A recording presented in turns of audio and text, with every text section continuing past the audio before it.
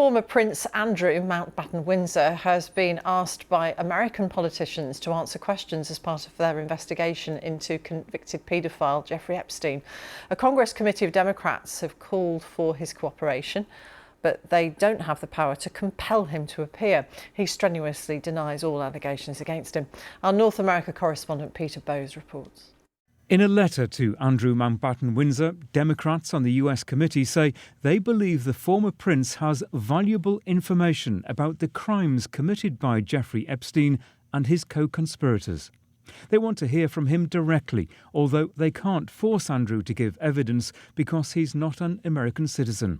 The US lawmakers want to investigate allegations that he abused Virginia Giuffre, claims that he has strenuously denied, as well as gather information on Epstein's social network based on the two men's long-standing and well-documented friendship.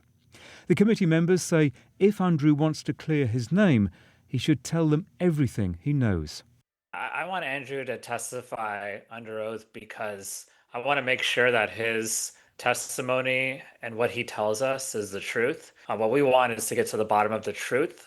And, part of that is having him testify in an honest way what he knows so that we can do a thorough investigation. Gloria Allred, the California lawyer who's represented Epstein's victims, says Andrew should step up now. There are many survivors who are speaking out and they want Andrew to testify.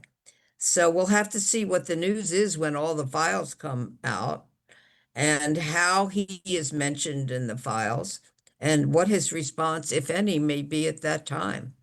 This black cloud is going to hang over his head. And I think he should take the initiative and get his side out first. Andrew's nephew, Prince William, is in Brazil for the COP30 environmental conference, where the Prime Minister was asked if Andrew should agree to give evidence to the Oversight Committee. Anybody who has relevant information should always be willing to give it to whatever inquiries need that information, but the individual decision is a matter for him.